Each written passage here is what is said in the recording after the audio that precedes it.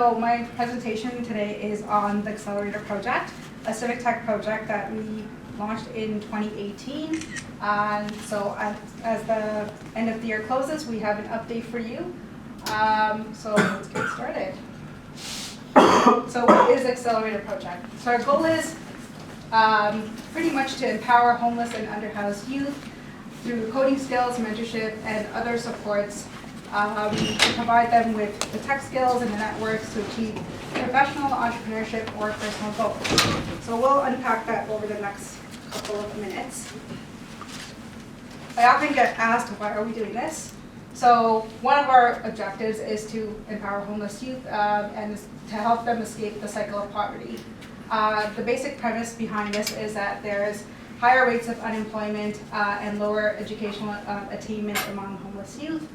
But on the other side, there is also a rapid growth of the tech sector in the city, and this has led to a skills shortage. So we have a gap that we think that homeless youth can fill with the right skills. Another important thing is that there's a lot of tech education programs already that exist. We know this, a number of you may have already even gone through these, but a lot of them are not suitable for this type of population, especially because they face multiple barriers. The rigid structure of their program might not work for the lives of people that are in these circumstances. And then we also have a lot of social services that offer employment programs, but they're targeting traditional industries. A lot of them are helping these youth to get jobs in, I would say, dying industries, and not the jobs of the future. So what the Accelerator Project hopes to do is to fill this gap. The other goal of ours is very much aligned with civic tech itself. We want to democratize access to tech, and we think that this can be done through tech education, because tech education can help a number of people. What we're seeing is that it's not helping the most marginalized within our communities, people who are experiencing homelessness. So what did we get up to in 2018 before we move on to what we're doing in 2019, or what we did in 2019? So in 2018, we had a consultation, co-creation session that we did with stakeholders in both the tech sector as well as people in the social services sector to identify the challenges and barriers that youth face that would be barriers for our program.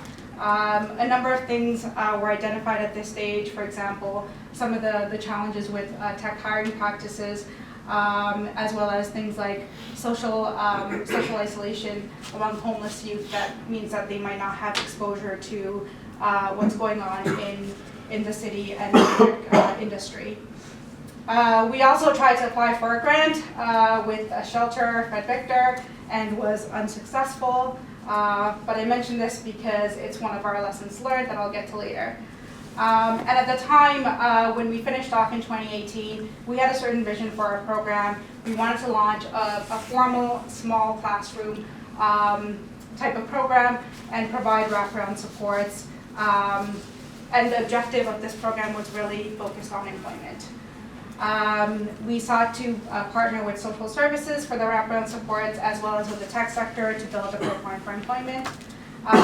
We also recognize that to launch something of this scale, we would require funding.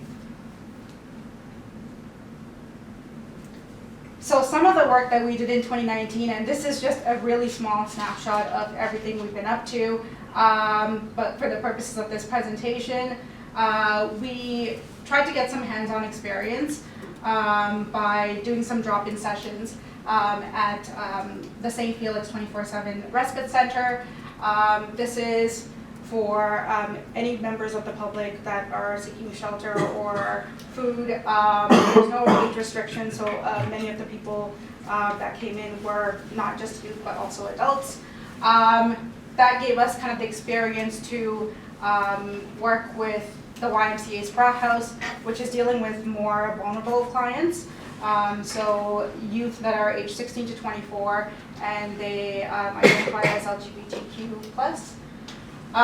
So ultimately, this is the hands-on experience that we gained ultimately to like get some insights on how to launch our program.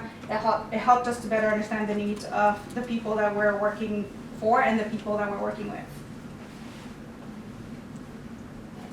So what did we learn through the work this year?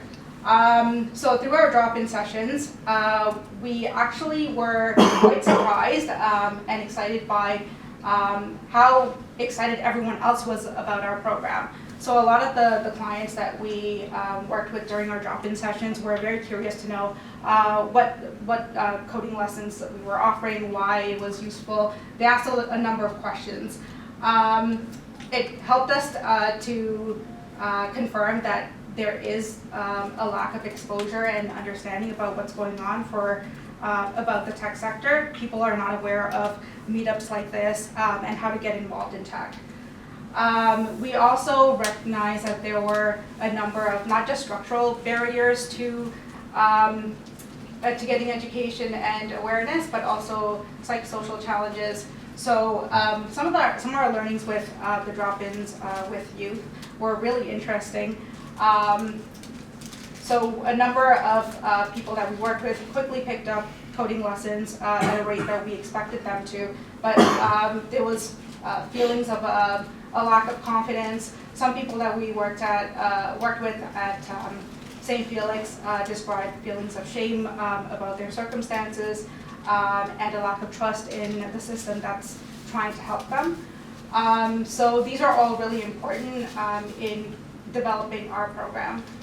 And lastly, what we also recognized through our drop-ins was that people did our coding lessons not just because they wanted to get employment or just have that goal in mind. They found it to be a confidence booster. A number of the clients at the YMCA Sprat House, that's the youth, also identified that tech skills are just foundational skills if they want to pursue anything. So a number of them had entrepreneurship goals, and they felt that having some coding skills could be beneficial to them. Some of the other things that we learned, choose your partners wisely. So this is going back to when we were applying for funding. Not every organization is going to be a good fit with your program, even if they have a similar mission. And I can speak more about this later on at the Q&A or afterwards. But it's really important that you figure out what your partners are offering you, as well as what you can offer your partners. Determine your priorities and stick to them. So being realistic about what a civic tech project can achieve is really important. Recognizing the time constraints and volunteer capacity is limited is an important consideration, so you can stay focused on what you really want to achieve. So what's changing between when we did this last year and what we're currently working towards? So as I mentioned, in 2018, our goal was solely focused on employment, and now we are broadening those objectives to really what the client wants for themselves. And this could be employment, entrepreneurship, or some kind of personal goal. And we think that's really embracing empowerment. We're also moving away from a formal classroom model to something that's a little bit more one-on-one project-based, where there's a client that's matched with one or more mentors, and they're really working towards a project that achieves the goals that that they've set out for themselves. And lastly, in terms of our wraparound supports, so this is we wanted to partner with anyone that wanted to help us with providing wraparound supports, but now we're a lot more strategic in who we partner with because there's a number of limitations when you're working with the social services sector. Funding is limited, their capacity is limited, so for us, choosing an organization that is able to meet with us outside of business hours and give us other kinds of supports was really important. So next steps. We're currently going to be piloting our full-scale program with the YMCA Sprout House starting this Saturday. So this is moving away from just doing drop-ins and one-offs to something that's more, that's continuous, that's ongoing with the participant over the course of 3 to 6 months. After which we'll be exploring opportunities to scale up. There's been a number of organizations that have reached out to us that want their clients enrolled in our programs, or they want to connect their clients with our program.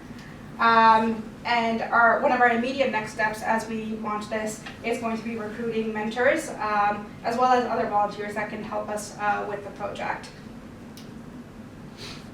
So if you're interested in getting involved or know someone that is, we are looking for mentors. So the things that we require from a mentor is some level of coding skills. They can commit 2 to 4 hours per week, especially on Saturdays and Sundays, as well as being able to attend Tuesday Hacknights. They also have to be willing to take some training, especially when we're working with the vulnerable sector like this. There's some online modules that each of our mentors have taken. And one of the things that we consider to be an asset is previous teaching or mentoring experience or working with vulnerable populations.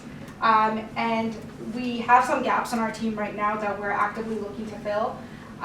So right now all of our mentors are male or male identifying, and we would like female or female identifying mentors, as well as LGBTQ identifying mentors. And if you don't have coding skills but would like to get involved in other ways, we are always looking for other volunteers to add to our content. And with that, I just want to acknowledge the Accelerator team that's here. So if you are part of the team, please put your hands up. Thank you. Okay.